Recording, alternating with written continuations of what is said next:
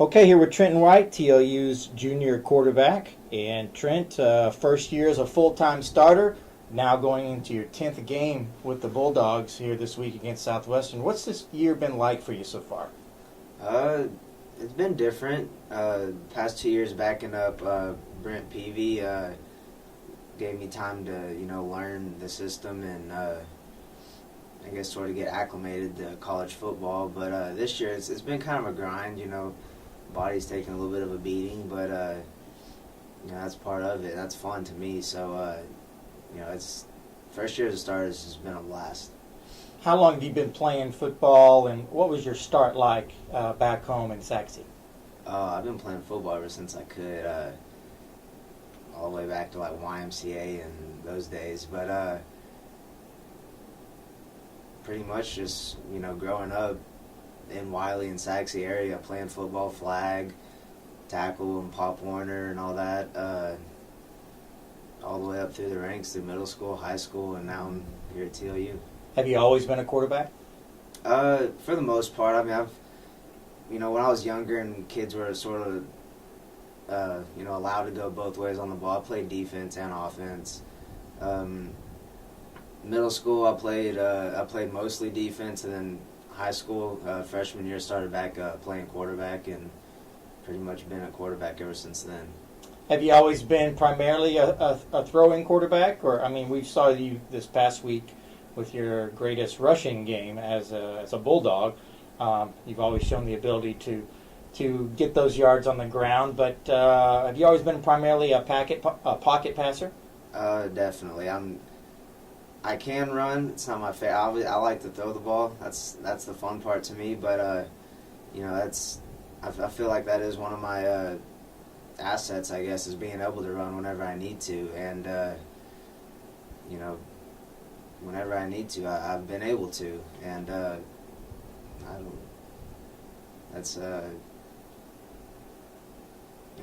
guess high school, I kind of was a little bit more of a runner and passer than here. I'm pretty much just mostly a passer, I guess. But like I said, being able to run and pass has kind of been an asset to me.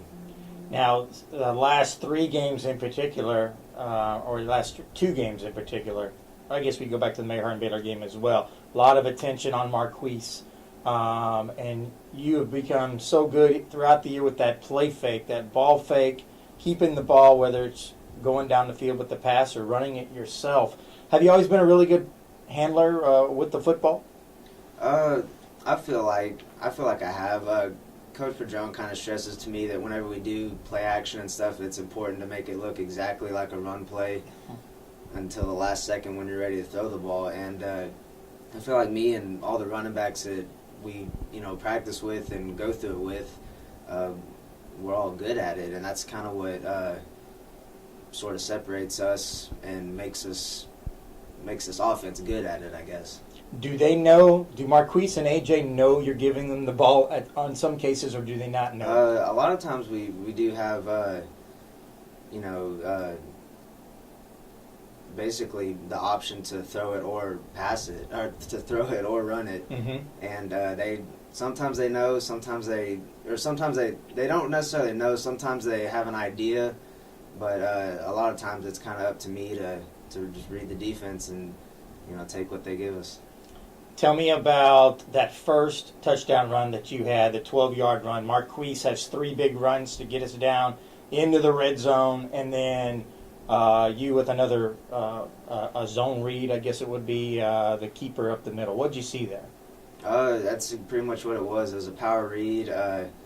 Read the defensive end. He pretty much took Marquise, and I pulled the ball, and it was a wide open hole for me to run through. And that's kind of sucks for Queese that he kind of carries the load to get us all the way down there, and I get the glory touchdown. But he's an extremely unselfish player, and I know it doesn't bother him too much. Yeah.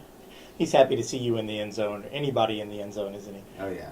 And then your 2 touchdown passes, to the first 2 to Caleb Oliver and another one to J.B. Brown. Talk about the first one to Oliver, I believe it was.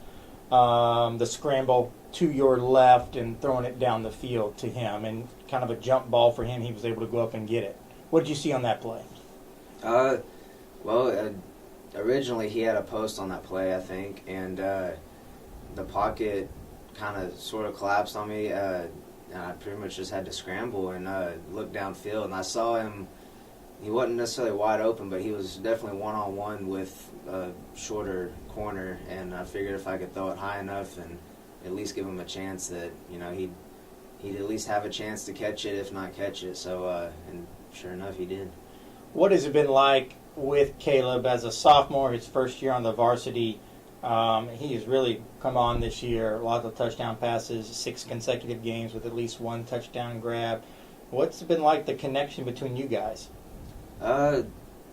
He's a sophomore. He's still learning, but he's extremely athletic. He's got a crazy vertical. He's tall on top of it. He's a big physical kid.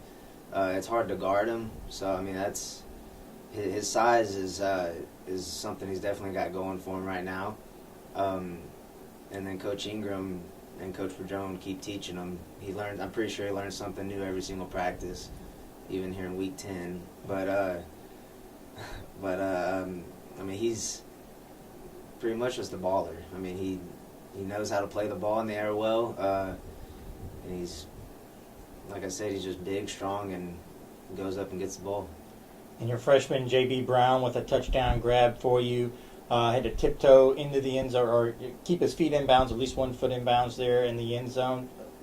What can you say about J.B. as a freshman, giving you the contribution he has this year? He's been good. He's another one of our unselfish players that yet reliable whenever we need him, and he hasn't, I guess, necessarily gotten the catches or receptions that he's probably wanted this year, but that kind of comes with being a freshman and playing the position that he does. He pretty much, whenever we call upon him to block or catch the ball or run the ball, whatever we need him to do, he's there to do it. The last touchdown run, the 27-yarder, you're just looking like you're trying to run out the clock to try and just, maybe just get another first down and that'd be it. So you end up breaking, as Coach Padron said, breaking containment and going down that sideline.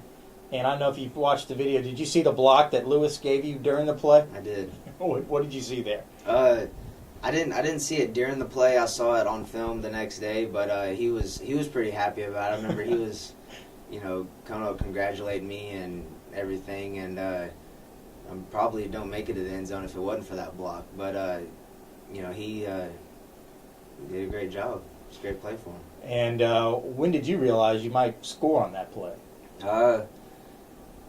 I don't remember. I just realized that I kept the ball, realized it was wide open field, and I just kept running and running, and finally I was like, I'm probably about to score here. And honestly, I didn't know if I was supposed to go down just to kneel out the clock, if I needed to score, so I just went ahead and took the 6 points. So you guys have clinched a share of the conference title. If you win Saturday, you would be conference championships. I guess, put in your words, what the significance of 2 consecutive conference championships means to you guys. I think it's a big deal. Last year was obviously a huge deal, winning the SCAC for the first time for TOU, and then being able to come back and repeat this year. It's going to be huge for our football team and organization. Now, you certainly need to win Saturday to not only clinch the outright title, but also keep your hopes alive for a playoff bid. How much is that on the minds of yourself, and do you think of your teammates of a potential NCAA bid? Personally, it weighs on my mind quite a bit. I had every intentions of at least making a run to the playoffs this year, coming in as my first year as a starter here. And I think, every other kid on the team, has that aspiration or goal. And we're going to, prepare for this week, and, hopefully it's not our last game. You have 14 seniors on this team. Will be playing in their final regular season game, their final game at Bulldog Stadium. Likely, maybe, if the Bulldogs get to the playoffs. Make a long playoff run, who knows? We might get to host a playoff game at some point.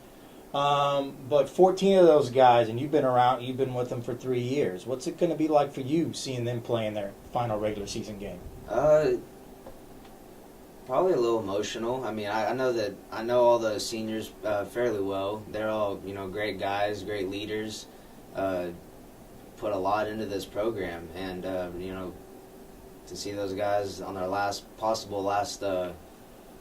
football game, full contact football game, it's gonna be a little emotional, especially for those guys. But I think they'll, I guess, kind of cherish the moment. You've got particular guys on offense that you deal with a lot: Kendall Wilkerson, Matt Hochstrasser, Dustin Hannon, Colby Ginn, Lewis Williams. I'm probably leaving somebody out on the offense that you work with a lot. What makes those guys special?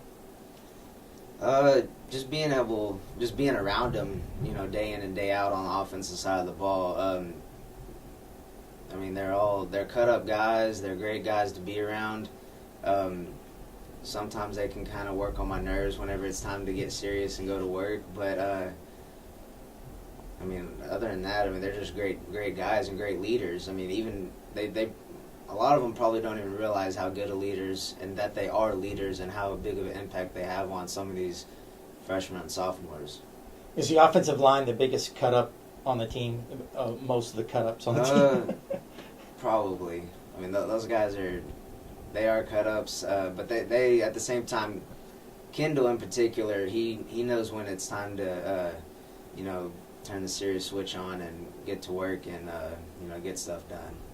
What's it going to be like? I don't want to look too far ahead, but next year when that guard, Kendall's not there. I mean, he's been such a rock for this team for 4 years. What do you think about the career that he's had?